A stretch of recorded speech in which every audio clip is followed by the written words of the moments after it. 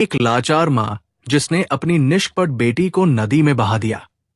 आखिर उसकी ऐसी क्या मजबूरी थी और उसने अपनी 2 दिन की बेटी के साथ ऐसा क्यों किया? ये ऐसी कहानी है जो आपको भी रुला देगी। धुंध का समय था। सूरज अपनी गर्मी के साथ नदी के पानी पर सुनहरी चमक बिखेर रहा था। नदी के किनारे बैठी अमृता नंगे पैर पानी में हाथ डालकर एक के बाद एक मछली निकाल रही थी और चुपचाप अपने सामने रखे पुराने सड़े हुए टोकरे में डालती जा रही थी। उसके चेहरे पर गहरी परेशानी, थकान और एक अनकही उदासी छाई हुई थी।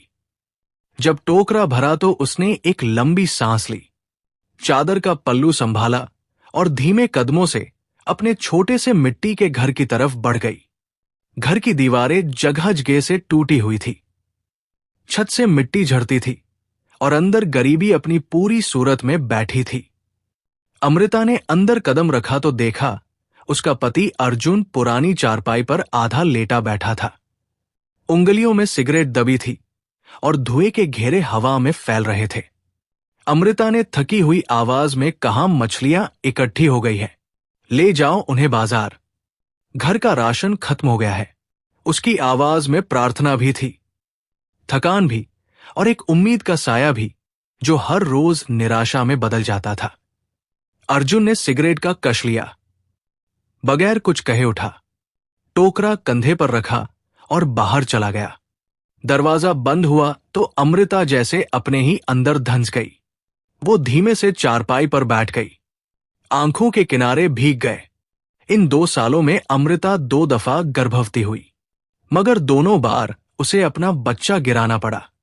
दाई ने बताया कि बेटी है और ये खबर सुनकर अर्जुन की आवाज कांप उठी। उसने चीख कर अमृता को डांटा, मुझे बेटी नहीं चाहिए। अगर बेटी हुई तो इस समय तुम्हें जिंदा दफना दूंगा। उस धमकी ने अमृता के दिल में एक ठंडा भय उभार दिया था, जो समय के साथ गहरा होता गया। अब फिर वो गर्भवती थी। 3रा महीना चल रहा था, मगर उसके चेहरे पर खुशी का कोई इशारा तक ना था। अर्जुन की सख्त स्वभाव ने उसके अंदर बेचैनी और रोज रोज बढ़ती हुई घबराहट पैदा कर रखी थी। वो जानती थी कि उसका पति निर्दयी है। ये बात उसके अंदर खून की तरह घुल चुकी थी। दिन गुजरते गए। अमृता का 8वां महीना था, मगर उसने आराम कम और जिम्मेदारी ज्यादा उठा रखी थी। गर्भवती होने के बावजूद वो सब काम करती। मछलियां पकड़ना, टोकरा भरना, घर के काम सब उसके कंधों पर थे। अर्जुन बस तैयार मछलियां ले जाता, बेचकर आधे पैसे अपनी लत पर उड़ा देता और आधे घर लाता। फिर एक रोज अर्जुन ने कहा, मैं अपने दोस्त के साथ कई दिनों के लिए शहर जा रहा हूं। सुनी है बड़ी बाजार लगी है, वहां दुकानें मिलेंगी। मैं भी कोई दुकान देखकर व्यापार शुरू करूंगा। मगर एक बात याद रखो, जब मैं वापस आऊंगा तो मुझे बेटा चाहिए। अगर बेटी हुई तो तुम और वो दोनों इस नदी में फेंक दूंगा। अमृता चुपचाप सर झुकाकर रह गई। अर्जुन चला गया और उसके जाने के बाद अमृता के दिल में भय और भी घना होता गया। यूं ही दिन बीतते रहे। अचानक एक सुबह अमृता को पेट में तेज दर्द महसूस हुआ। वो फौरन दाई के पास दौड़ी और मदद बुलाकर लाई। दाई ने हर मुमकिन आराम का तरीका अपनाया और कुछ लम्हों बाद दाई ने उसकी गोद में एक नाजुक खूबसूरत सी बच्ची रखी। नरम गुलाबी गाल, बंद आंखें, छोटी सांसें। दाई ने मुस्कुराकर कहा, बधाई हो अमृता, तुम्हारी बेटी हुई है।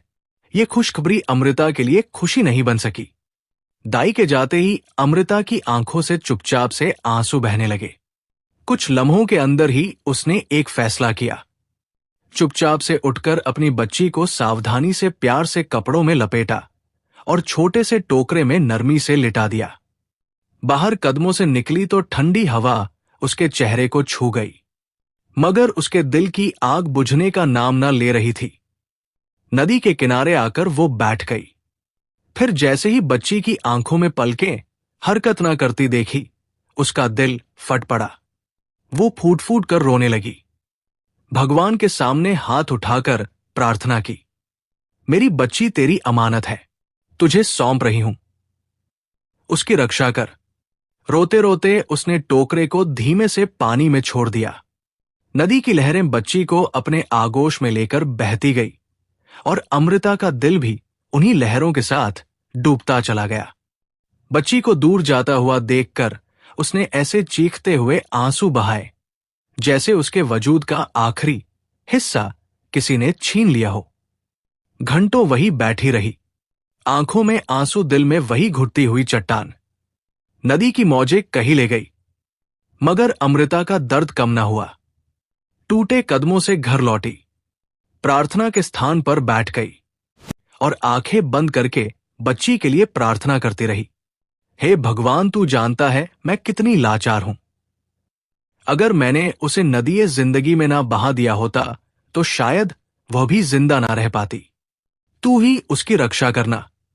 2 दिन बाद जब अर्जुन वापस आया और घर में सन्नाटा पाया तो चीख कर बोला, क्या हुआ है? अमृता ने झुककर आंखों में आंसू लेकर कहा, बेटी हुई थी मगर पैदा होते ही मर गई। अर्जुन ने बेरमी से कहा, अच्छा हुआ। अगर ना मरती तो मैं खुद ही मार देता। मैं ऐसा बोझ बर्दाश्त नहीं कर सकता। अमृता ने चुपचाप से उसकी तरफ देखा, आंखों में आंसू लिए। जानती थी कि इससे किसी बात का फायदा नहीं। इस इंसान के सामने कुछ कहना व्यर्थ था। नदी की सतह चमक रही थी। दूर से एक छोटी सी नाव आती नजर आई। उसमें एक जवान जोड़ा बैठा था। वो दोनों खुशी के साथ एक दूसरे की तरफ देख रहे थे, बातें हंस-हंस कर रहे थे। अचानक मंगला की नजरें टोकरे की तरफ ठहरी। उसके चेहरे पर हैरत की लहर दौड़ गई। शंकर, देखो देखो, टोकरे में कुछ है, उसने घबरा कर कहा। शंकर पलटा, झुककर टोकरे में झांका और बोल उठा, अरे हां, शायद कोई बच्चा है। नाव ने नरम तरीके से रुख मोड़ा। जब वो करीब पहुंचे तो शंकर ने झुककर टोकरा उठाया और नरम हाथों से नाव मिलाया। टोकरे के अंदर एक नन्ही सी नाजुक बच्ची पड़ी थी। चेहरा थोड़ा सा ठंडा, सांस कमजोर मगर जिंदा। मंगला की आंखों में फौरन दया और करुणा जागी। वो बच्ची को उठाती हुई बोली, कौन हो सकता है जो इसे यहां छोड़ गया? शंकर ने नरमी से कहा, मंगला, हम इसे घर ले चलें, वहां देखते हैं क्या हाल है। नाव ने धीरे से रुख किया और वह दोनों घर की तरफ रवाना हुए। मंगला और शंकर की शादी को कई बरस गुजर चुके थे, मगर संतान का सुख उन्हें नसीब ना हुआ था। उनके पास भगवान की दी हुई संपत्ति, जमीनें और महल था, मगर वो दिल के तौर पर खाली महसूस करते थे। एक नन्हे हाथ की कमी थी जो घर में रौनक लगा था। मंगला का प्रेम ऐसा था कि शंकर ने कभी दूसरी शादी का सोचा भी ना था। आज जैसे रब ने उन्हीं की प्रार्थनाओं का जवाब दे दिया था। वो बच्ची उनकी जिंदगी में कृपा बनकर आई थी। घर पहुंचकर मंगला ने फौरन बच्ची को गर्म कपड़ों में लपेटा, दूध गर्म किया और फीडर से उसके मुंह के पास रखा। जैसे ही दूध ने बच्ची के होंठ छुए, वो धीमे से मुंह खोल गई। वो शंकर की तरफ देखकर बोली, शंकर, लगता है भगवान ने ये बच्ची हमें भेज दी है। हमारी प्रार्थनाएं कबूल हो गई। शंकर ने नरम लहजे में कहा, हाँ मंगला, आज से ये हमारी बेटी पारुल है।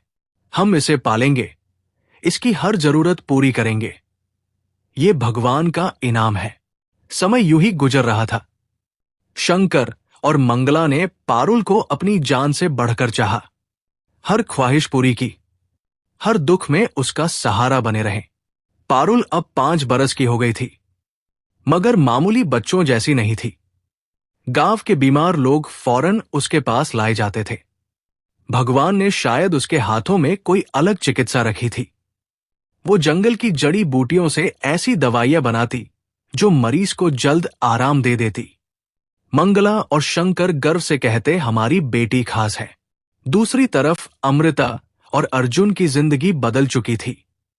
अर्जुन, जो कभी घमंड का मूर्तिमान था, अचानक एक बीमारी ने उसे उल्टा कर दिया था। हर वक्त खांसी रहती, दिल घबराहट से भर जाता। हर दवा बेकार साबित हुई। एक दिन अर्जुन के एक मित्र ने कहा कि जंगल में एक भगवान वाले बुजुर्ग हैं जिनके हाथ में चिकित्सा है। वो नदी पार जाकर उनके पास जाने को कहता है।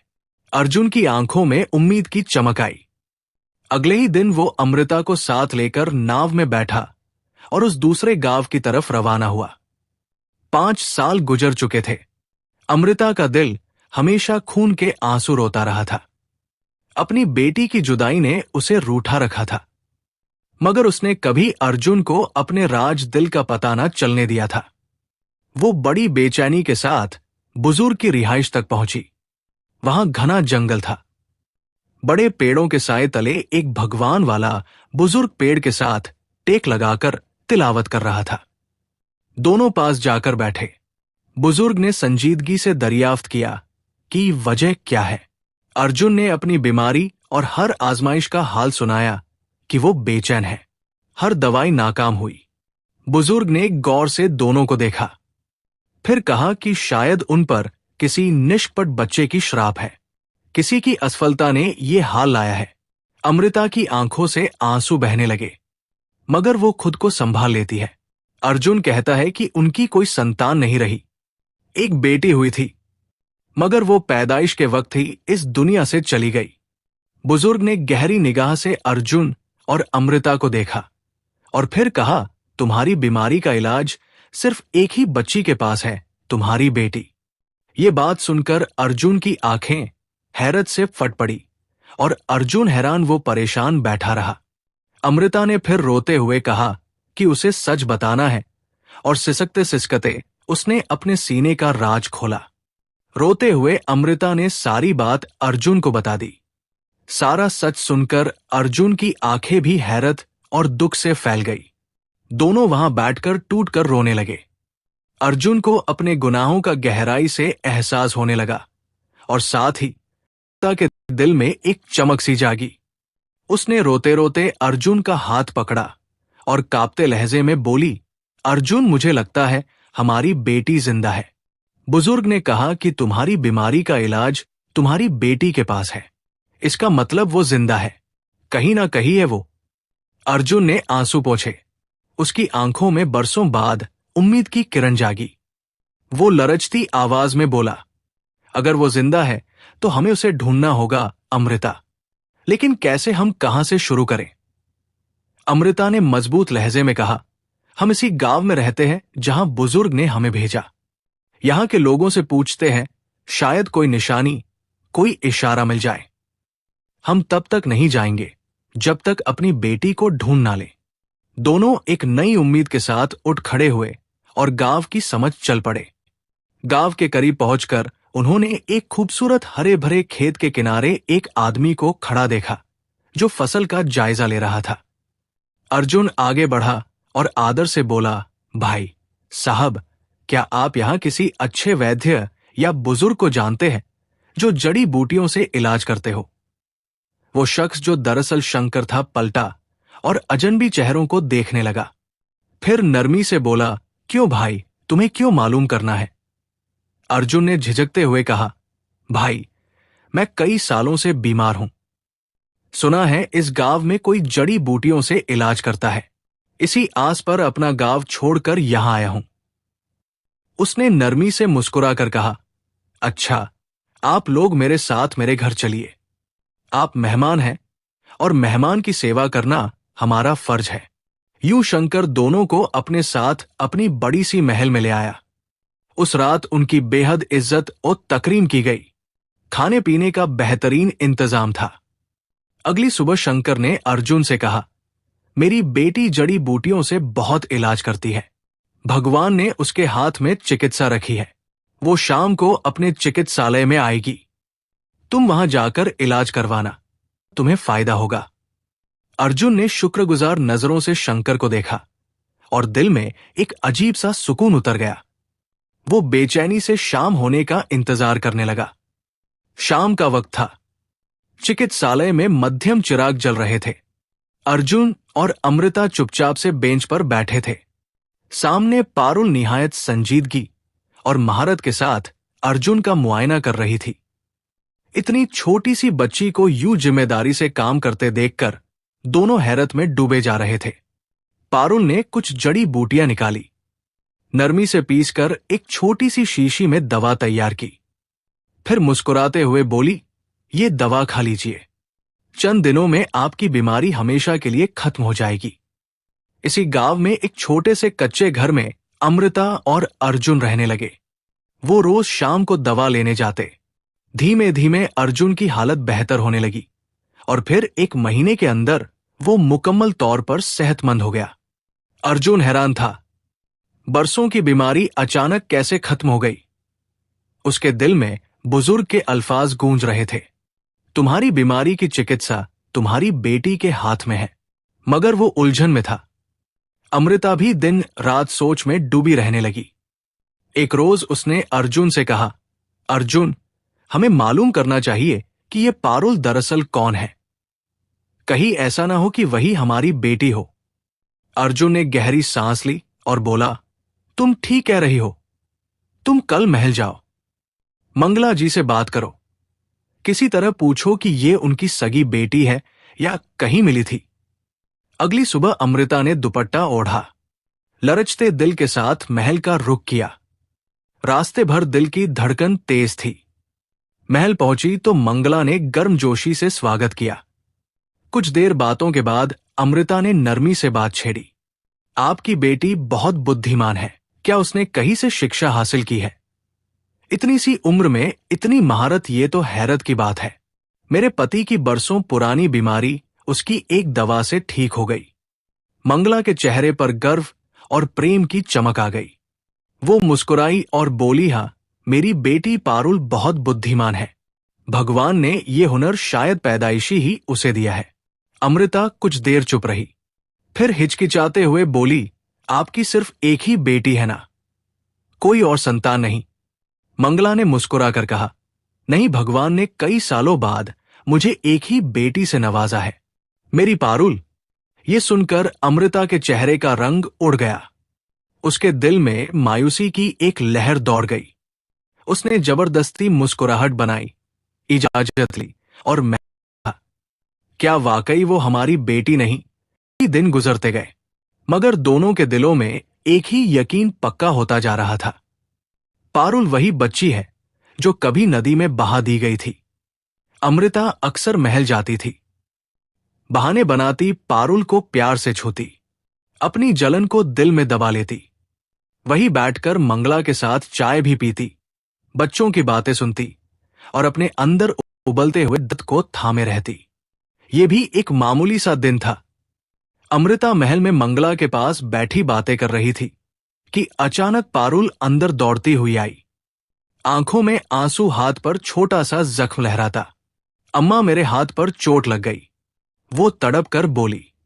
मंगला फौरन उठ खड़ी हुई और प्यार से बोली, अरे बेटी कहाँ है, तुम्हें संभल कर खेलना। वो प्यार से मरहम पट्टी करने लगी। जब पारुल ने आस्तीन ऊपर किया तो अमृता की निगाह उसी कलाई पर जम गई। एक निशान, वही निशान जिसे देखकर उसकी आंखें हैरत से फैल गई। वो निशान जो जब पारुल पैदा हुई थी उसी हाथ पर था, वही निशान जो अमृता ने अपनी बेटी के हाथ पर पहले देख रखा था। आंखों के सामने कायनात धुंधली सी हो, दिल जोर जोर से धड़क उठा और आंखों से बेकाबू आंसू बह निकले। पारुल मरहम पट्टी करवाकर खेलने चली गई। मंगला ने पीछे मुड़कर अमृता को देखा। अमृता फूट फूट कर रो रही थी। मंगला परेशान और घबरा कर बोली, क्या हुआ बहन, तुम क्यों रो रही हो? अमृता का दिल जैसे फट रहा था। वो सिसकते हुए हाथ जोड़कर आंसुओं में घिरी आवाज में कहने लगी, ये मेरी बेटी है। मंगला का चेहरा फौरन सख्त हो गया। उसकी आवाज गुस्से से भर गई, क्या बकवास कर रही हो तुम? ये मेरी बेटी है। तुम लोग हमारे घर में ठहरे हुए हो और अब मेरी बच्ची को अपनी बेटी कहने लग गई हो। यहां से चली जाओ। अमृता ने हाथ जोड़ ली। मुंह से दुरुस्त अल्फाज निकलते नहीं थे। उसे सारी हकीकत खोलकर बतानी पड़ी। मंगला ने गुस्से में कहा, अगर तुम्हारी बेटी होती तो तुम उसे नदी में ना फेंकती। तुमने उसे मौत के सुपुर्द किया। फिर सख्त लहजे में कहा, यह अब सिर्फ और सिर्फ मेरी और शंकर की बेटी है। यहां फिर कदम मत रखना। और अमृता को महल से बाहर निकाल दिया। अमृता झरो कतार रोती हुई घर लौटी। अंदर जाकर बेकरार अर्जुन के सामने सारी दास्तान खोल दी। उसका स्वीकारोक्ति, उसका विरोध, उसका पश्चाताप। अर्जुन ने सुनते ही आंसू बहाए। दोनों के दिल में शर्मिंदगी और पश्चाताप की आग लगी कि उन्होंने अपनी संतान और भय की वजह से अपनी निष्कपट बेटी को खो दिया। उसी शाम जब शंकर घर आया तो मंगला बेहद परेशान बैठी थी। उसने सारा हाल शंकर को सुना दिया कि पारुल दरअसल अमृता और अर्जुन की बेटी है, मगर उसकी आवाज में नरमी का एक भी पन्ना ना था। वो सख्त लहजे में बोला, पारुल सिर्फ और सिर्फ हमारी बेटी है। हम किसी भी सूरत में उसे अर्जुन और अमृता के हवाले नहीं करेंगे। मंगला को शायद कुछ संतोष मिली, मगर अमृता और अर्जुन के सीने में जो खालीपन था वो और गहरा हो गया। अगले रोज अमृता और अर्जुन के घर के दरवाजे पर जोर से दस्तक हुई। अर्जुन ने हैरत से दरवाजा खोला तो सामने शंकर और मंगला खड़े थे। शंकर ने एक गहरी सांस ली और बोलना शुरू किया, देखो अर्जुन, तुम वही शख्स हो जिसने अपनी ही बेटी से नफरत की थी, जिसने कहा था कि अगर बेटी हुई तो उसे जान से मार दूंगा। उसकी आवाज में जहर घुला था और अल्फाज तीर बनकर अर्जुन के दिल में उतरते जा रहे थे। फिर शंकर ने निगाह अमृता की तरफ मोड़ी, और तुम अमृता, तुम मां थी। मां कभी अपनी संतान को नदी में नहीं बहाती। चाहे दुनिया कुछ भी कहे, तुम उसे बचा सकती थी, उसे लेकर भाग सकती थी।